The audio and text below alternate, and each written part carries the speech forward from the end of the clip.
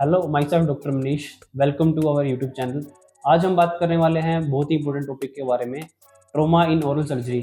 कई बार एक्सीडेंट या किसी इंजरी की वजह से हमारे दांत और जा डैमेज हो जाते हैं, तो इस कंडीशन में हमारे पास ओरल सर्जरी ही एक ऑप्शन बचता है।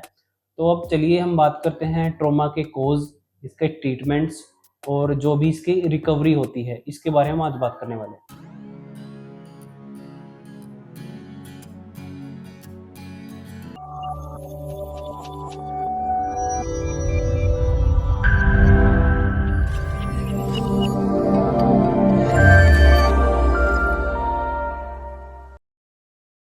What is oral trauma? जो इंजरीज हमारे दांतों को, जॉज और गम्स को अफेक्ट करती हैं, उनको ओरल ट्रोमा बोला गया है। ये कई तरह के इसके रीजन हो सकते हैं, जैसे accident, physical assault, sports injury और कोई भी हार्ड ऑब्जेक्ट से इम्पैक्ट आना जॉ और दांतों पर। अगर हम टाइम से इसका ट्रीटमेंट नहीं लेते हैं तो इसकी कॉम्प्लिकेशंस हो सकती हैं, जैसे इन्फेक्शन होना, टूथ का डैमेज हो जाना या जा का माल अलाइनमेंट हो जाना। अब हम बात करेंगे सिम्टम्स ऑफ ओरल ट्रोमा।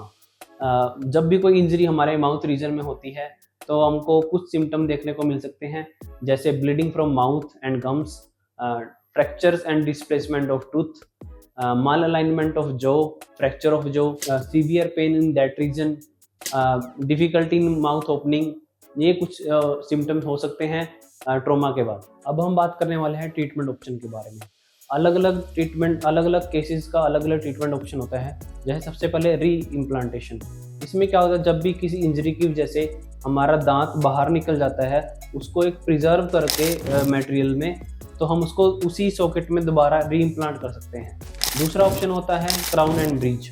जब भी किसी दांत को फ्रैक्चर हो जाता है, चिप ऑफ हो जाता है, तो उस केस में हम दांत को प्रिजर्व करने के लिए एक कैप लगा देते हैं, जिसको हम क्राउन बोलते हैं। अगर इंजरी की वजह से दांत की नसों में दिक्कत आ जाती है, इन्फेक्शन हो जाता है, उस केस में आरसीटी हमारा एक ऑप्शन बनता है। इसमें हम उस नस को निकाल देते हैं और आर्टिफिशियल मटेरियल वहाँ पे डिपॉजिट कर देते हैं। थर्ड कंडीशन क्या हो सकती है कि हमारे जॉ में ही कोई फ्रैक्चर आ गया हो इंजरी की वजह से, उस केस में हम स्क्रू और प्लेट्स का यूज कर सकते हैं, जिससे उस जॉ को अलाइन किया जा सके। दूसरा ऑप्शन होता है कि soft tissue injuries. Soft tissue injuries में लिप्स, गम्स, इनमें हम स्टिचेस का यूज करते हैं और टिश्यू ग्राफ्ट का यूज करते हैं। अब हम बात करने वाले हैं रिकवरी के बारे में। ओरल सर्जरी के बाद रिकवरी को फास्ट करने के लिए कुछ इंपॉर्टेंट टिप्स हैं। सबसे पहले कि इस केसेस में सॉफ्ट डाइट को एडवाइज किया जाता है। जो भी आपको मेडिकेशन दी जाती हैं उनको टाइम टू टाइम लेना, ओरल हाइजीन मेंटेन करना और रेगुलर चेकअप करते रहना। अब हम बात करेंगे एमरजेंसी कंडीशन में हम क्या क्या कर सकते हैं। जब भी हमारे माउथ से ब्लीडिंग आ रही होती है तो वहाँ पे हम क्लीन गोल्स को प्लेस कर सकते हैं, जिससे ब्लीडिंग को रोका जा सके। अगर हमारा दांत ब्रेक हो गया है तो उसको क्लीन करके मिल्क में स्टोर किया जा सकता है। तीसरा कि अगर हम वहाँ पे स्वेलिंग हो गई है तो हम कोल्ड पैक का यूज कर सकते हैं। और अगर ये चीज़ें मेंटेन करने के बाद सबसे इम्पोर्टेंट आ जाता है कि हम जल्दी से जल्दी ओरल सर्जरी को जरूर दिखाएं। ये था एक informative video about trauma in oral surgery. अगर आपको ये वीडियो अच्छी लगी है, इन्फॉर्मेटिव लगी है, तो इसको लाइक और शेयर करें। अगर आपकी कोई क्वेरीज है इनसे रिलेटेड तो आप कमेंट कर सकते हैं। आज के लिए इतना ही। तब तक के लिए कीप स्माइलिंग।